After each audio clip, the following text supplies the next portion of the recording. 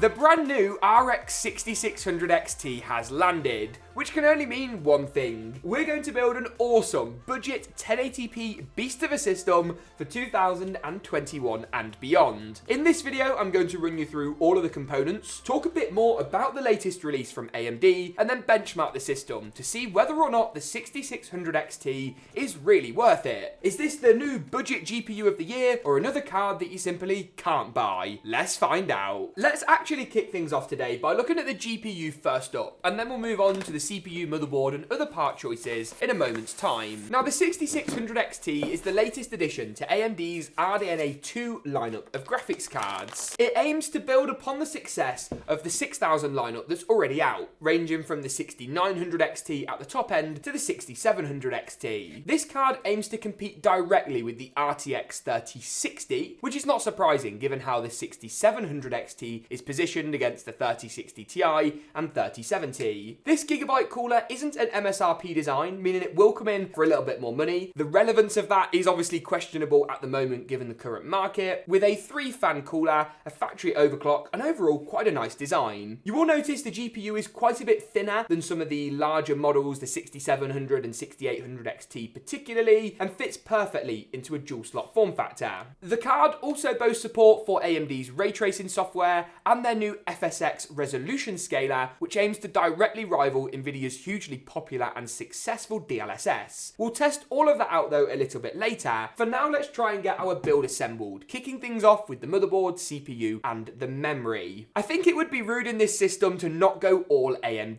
The AMD Ryzen 5 5600X is a superb CPU that I've recommended in so many videos at this point. With 6 cores, 12 threads, and some awesome clock speeds, it covers all the bases really nicely. I think this card would couple up really nicely with the i5-11400F if you're trying to build more on a budget, but with an AMD CPU, we could also get support for smart access memory, which I'll talk about in a moment's time. I'm going to be coupling this up with a B550 motherboard from Gigabyte. This is the B550 Aorus Pro, and it's a perfect combo. Taking it out of the box allows you to see some of the key features that really make it worth the cash. From 4 RAM DIMM slots with support for dual channel memory, CPU and RAM overclocking, PCIe Gen 4 SSD support, and if we spin the motherboard around, a really strong I/O that includes 10 gigabit USB 3, USB-C, pretty much everything that you could want on a motherboard at this price point. It also supports all of the latest Ryzen CPUs without the need for a BIOS update out the box, which is always a bonus, and installing the CPU is pretty simple. Find the gold triangle on the top corner of the processor and line this up with the top left corner of the CPU socket. And then it's a simple case of pulling up the arm on the motherboard socket, dropping the CPU into place, no forces required. There we go, and popping the arm back down. It's as simple as that, which moves us nicely onto the RAM or the memory. This is a kit of Geil, I actually don't know how to pronounce it, Orion memory, and crucially, it is Ryzen certified. In reality, that doesn't make a great deal of difference. As long as your RAM is supported by the motherboard, which this one is, you're going to be good to go. We're going to install it in the 2nd and 4th slots on the motherboard. This will give us that nice dual channel performance bonus, which Ryzen genuinely really does like. And then it's a simple case of finding the notch on the memory, matching it up with the notches on the DIMM slot, and sliding the DIMM into place. Apply a little bit of pressure on each side, and the memory will really nicely click in. The satisfying click sound means you're all good to go, and we can move on to the next component today, the SSD. Now, we've done the CPU, we've done the memory, but what about our long-term storage? Seagate's Barracuda 510 is my budget NVMe SSD of choice. With 500GB or 1TB capacities available, depending on just how much you want to spend, it's a drive with some really solid speeds, in the region of 3 gigabytes a second. You can find a full written review and speed test over on the website, in the cards now, and linked in the description below. If you wanted to splash a little bit more cash, you could jump up to a faster Gen 4 NVMe drive, but for this build, I think this is a good pairing, especially considering the GPU we've gone for. We're going to install it into this top M.2 slot just here by removing the screw that comes pre-installed on the motherboard. This is a really tiny little screw, so be careful not to lose it. You then want to just take the drive at sort of a 45-degree angle and slide it in to the M.2 slot. Use the same screw we just removed to fasten the drive back into place, and you good to go. The last component we're going to install onto the motherboard before actually moving it into the case choice today is the CPU cooler. Now with the Ryzen 5 5600X, you could technically stick with the stock cooler and you'd be completely fine. But in a recent video that we made in the card section now, we looked at the frame rate difference of actually spending a bit of cash on a cooler. Cooler Master's MA612 Stealth is on the higher end, but something like a Hyper 212 Evo or a Deepcool AS500 are also great choices on the slightly lower end. Now in order to install the cooler, we need to just remove the stock plastic mounting brackets that come included on the motherboard as is. So let's do that first. Once you've then gone ahead and actually got the CPU cooler out of its box, we're going to lay out all the parts we need on the table. So we've got the cooler itself with the two fans pre-installed. We've got these two metal brackets, a backplate assembly, and then 4 female to male thread screws. They look a little something like this. Now what we're going to do is we're actually going to take this backplate assembly, as you can see here, with our screws through the side labelled AMD. We're then going to lift the motherboard up and simply pop the backplate through the 4 holes that we revealed a second ago by taking off all of that stock mounting hardware. Once you've done this, you'll now see 4 silver posts actually poking through the motherboard. Take those male to female screws and pop each of these on top of the 4 silver posts. Once the posts are on, it's then a simple case of removing the fans that come pre-installed. We will pop these back on later, but for now they're just going to get in the way. All we then need to do is take these included brackets and pop these onto the posts we just installed before screwing the cooler into place. Don't forget a little dab of thermal paste as well to create that nice thermal bond between the CPU and the cooler. And that, my friends, is looking really, really good. I'm liking the blacked out aesthetic of this build so far as well, with a few hints of RGB here and there. It's now about time we go ahead and move it into the case choice for this build. One of my favourite chassis ever that featured in a recent top 10 case video. It is, of course, the one and only Cooler Master TD500 Mesh. Let's go and get this case unboxed and take a look, shall we? Well, that was easy, wasn't it? In all seriousness, though, this is one of my favourite cases on the market. With this really cool kind of polygon design side panel, this really nice mesh design at the front, support for full-size ATX motherboards, radiators, graphics cards, you name it, this case has got it on lock. And with 3 addressable RGB fans behind a nice mesh front, temperatures are going to be spot on. The first thing you want to do with any case is to take off as many of the side panels as you possibly can. So the glass tempered side panel is first, followed closely by the rear metal side panel. This will make installing the motherboard and all of our other components a little bit easier. In order to install the motherboard into the case, you first need to line up each of the standoff holes. So in our motherboard, we've got 3 holes at the top, 3 across the middle, and 3 along the bottom row. These will match up with the corresponding circles in the case. So we've got 3 at the top, 3 in the middle, and 3 along the bottom. You then want to line up the I/O shield with the square cutout at the back of the case and simply slide the motherboard into place. Handily, in this case, the center standoff is actually raised, which will keep the motherboard still if your case is upright. But for this system, I think I'm going to lay the case flat, as that will make installing the motherboard quite a bit easier, to be honest with you. That way you're not fighting gravity and your own hand. Go ahead and fasten the screws down across each of the 3 rows, 9 screws in total, and you're pretty much good to go. Once you've done this, you can put the fans back onto the CPU cooler if you like, or you can do this later. That's looking pretty good, and we can move on to the GPU, the next and the penultimate component actually in our build. I talked a little bit about the 6600 XT earlier, and I'll link, as I say, our full review in the description below.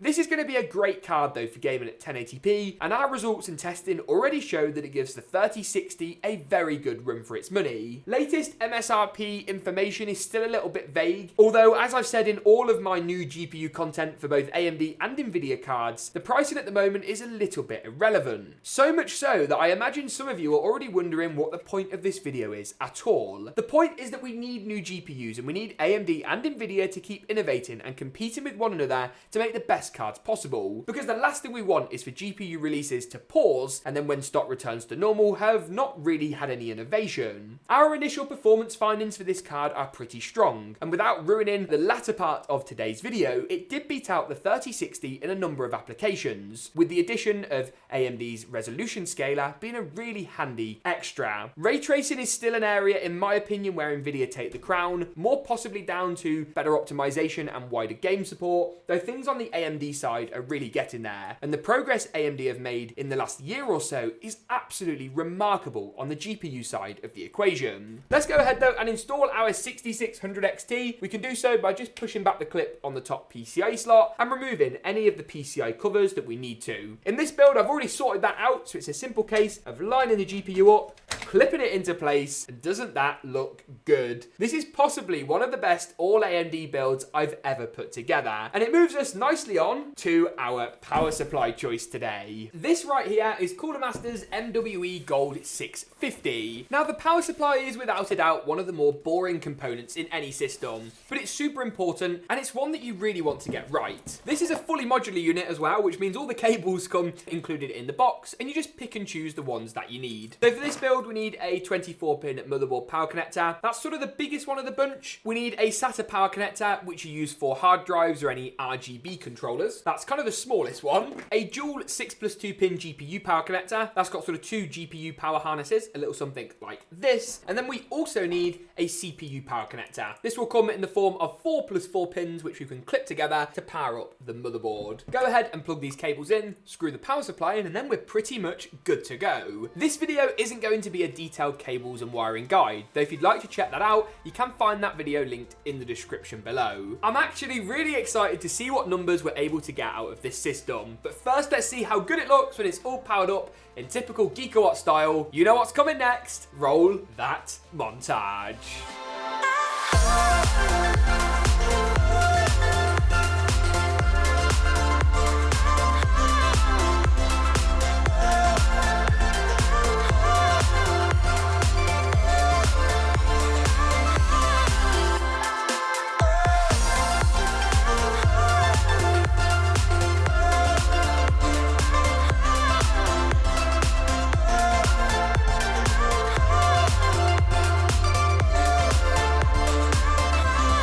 Looking good, and that brings us nicely onto performance. We've ran the RX 6600 XT through our usual benchmarking suite, and all of the numbers we were able to achieve will be on your screen now. I'll be taking a closer look at each title game by game, comparing it to other GPUs on the market as well in a second, but if you just want the top-down view, those numbers are on your screen. In terms of the focus titles, let's start off with Fortnite, one of the most popular games in 2021. Here we managed to achieve an average of 152 FPS on average at high settings with strong 90 and 99 percentile results, and actually got some really impressive numbers when compared to both the 3060 and 3060 Ti. Fortnite, believe it or not, is a game AMD cards seem to do really well. With around about 29 FPS increase over the 3060 and just 4% lower than a 3060 Ti, the 6600 XT smashed it here. Although it is a similar story with its bigger brother, the 6700 XT, which actually beat out the 3070. Moving on to Fortnite at competitive settings, and the results are pretty similar. Here we got 208 frames per second on average, with all the settings tuned down to low, but the render distance set to far at 1080p. And the 6600 XT beat out the 3060 by around about 10 frames a second, and beat out the 3060 Ti by around about 6 frames per second. Now, of course, in Fortnite, Nvidia do have the advantage of DLSS, which when enabled will give you even stronger results, but even still, the AMD cards performed really well. Next up is Valorant, and here we got 356 frames per second on average with the 6600 XT. This is around 15 frames per second more than a 3060, but around about 30 FPS less than a 3060 Ti. Here the results were much more close, but what this card needs to do is just be on par with that 3060 for AMD to really have a decent chunk of the market. So to beat it out even marginally is a great result. The next title is Apex Legends, and here the results were a little bit different, but still not a million miles off. The 6600 XT fell short to the 3060 by 3 frames per second, given 147 FPS on average. But given the fact that this card and the 3060 are basically priced the same, of course, the relevance of that in the current market is disputed, the results for AMD here were pretty solid, even if Nvidia did put them to the post on pure frame rate. Next up then is Cyberpunk, and here we got a few different results. To be completely honest with you, Cyberpunk is a game where Nvidia take the crown, regardless of the GPU you use. This is because of their refined ray tracing and DLSS combination that AMD are catching up with, but not quite on par with yet. Using fidelity effects in Cyberpunk, we still managed to achieve 102 frames per second on average, which was pretty respectable, but without this enabled, the card did drop below its Nvidia counterpart with DLSS disabled. Of course, the arrival of AMD's brand new Fidelity Super Effects resolution scaler, which is rolling out to more titles, does mean AMD are very quickly catching up to Nvidia though on this front. A game where this difference really does rear its head is Watch Dogs Legion, the next title today. At 1080p high settings with no ray tracing, no resolution scalers, we got 110 FPS on average, and the card just about beat out the 3060, fell slightly short to the 3060 Ti, and slotted in exactly where we would expect it to. With ray tracing on though, this is the area AMD struggled to compete. The frame rate dropped to around 40 frames per second, that's a 70 FPS decrease compared to having ray tracing disabled, whereas on the Nvidia side of the equation you would be able to sustain that 60 FPS with ray tracing and DLSS on. As I say though, the wider rollout of AMD's Fidelity Super FX will make this difference a lot less noticeable in the coming months. And if you're still not that bothered about ray tracing, as a lot of people in the market are, then the results from AMD here are very, very impressive. Straight rasterization, it beats out the 3060, which is not to be sniffed at. Next up is GTA 5, and this was, to be honest with you, a little bit of an anomalous result. As with all new launches, we get guidelines as YouTubers or media as to how cards should stack up, but GTA, no matter how many times we tested it, just didn't want to play ball when it comes to the 6600 XT. Using the game's inbuilt benchmarking mode at 1080p high settings, we got 97 FPS on average, less than the 3060 and 3060 Ti. To be honest with you, we're not sure why these results occurred, and it was the only game really where we saw the 6600 XT lag behind the 3060. In most of the cases, it was either on par or beating it out very impressively. Call of Duty Warzone thankfully gives us some slightly better numbers. At 1080p high settings, the 6600 XT gave us 126 frames per second on average, beating out the 3060 by 6 FPS and beating out the 3060 Ti by 1 FPS. The 3060 is the card this GPU is up against, so to beat out the 70 Ti, even by a singular frames per second, is really impressive. Call of Duty's Black Ops Cold War is the penultimate game today, and once again here we see just how tight the field is, with the 3060 sitting at 111, the 6600 XT at 112, and the 3060 Ti at 117. The game though looked visually great. Once again, if you do want the ray tracing upside in this title, I would recommend going the Nvidia route, but AMD still gave us some fantastic results with straight rasterization. The final game today then is a bit of Rainbow Six Siege. Tested in the game's inbuilt benchmarking mode, the 6600 XT did exactly what I hoped it would do. It beat out the 3060 by 6 frames per second. And remember of course how fantastic the 3060 is as a GPU. I'm not saying you shouldn't buy that card, but having a couple of options at the budget end of the market should definitely help things improve as the stock situation continues to get a little bit better. Visually, the game looked great, and we tested with the game's inbuilt benchmarking mode, meaning you could repeat this run for yourself at home, see what numbers you got on your system, and potentially build this one. With that though, that pretty much wraps it up. I've been really impressed by the 6600 XT. I just really hope that AMD can make enough cards to actually see these GPUs in the hands of gamers at some point soon. If you enjoyed today's video, a big old like rating would be much appreciated. Subscribe if you'd like to see more from me. Thanks for watching though, and as always, we'll see you in the next one.